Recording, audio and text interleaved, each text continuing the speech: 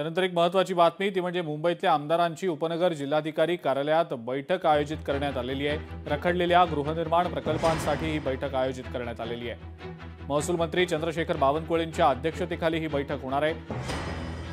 मुंबई उपनगर पालकमंत्री आशिष शेलार आणि सर्वपक्षीय आमदार या बैठकीला उपस्थित राहणार असल्याची माहिती मिळते। मुंबई पालिका निवडणुकांच्या तोंडावर या बैठकीला अत्यंत महत्त्व प्राप्त झालंय।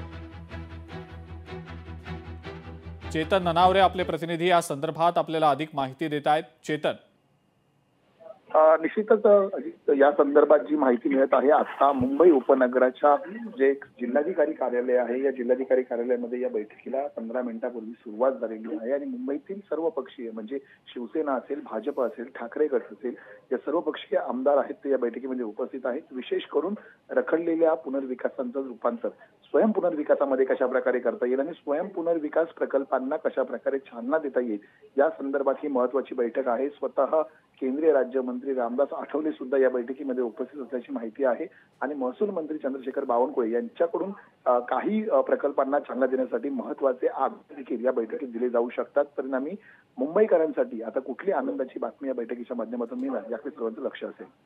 ठीक आहे चेतन, धन्यवाद सविस्तर माहिती दिली त्याबद्दल।